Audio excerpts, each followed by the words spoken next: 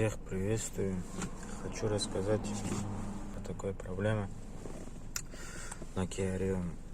Где-то примерно 1002 назад, сейчас у меня 68 тысяч пробег. Kia Rio 4. Проблема вот в чем.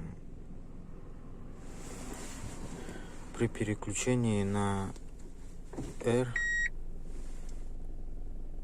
вот начинается вибрация, какой-то стук непонятный.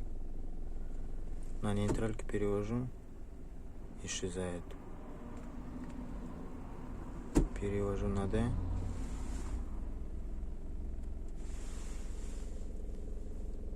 тоже какая-то вибрация начинается.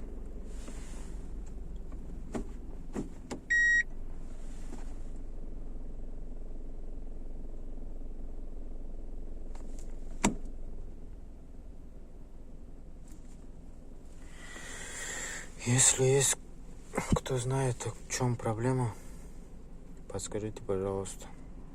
В СТО хожу, коробочником хожу, никто вроде не знает, в чем проблема. В машине, хочу сказать еще раз, 68 тысяч пробег.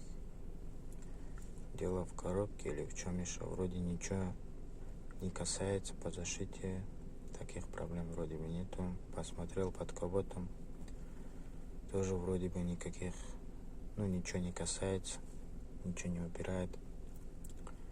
Под капотом, если послушать этот шум, вроде бы, ничего не понятно, короче. Если кто знает, подскажите. Вот еще раз покажу.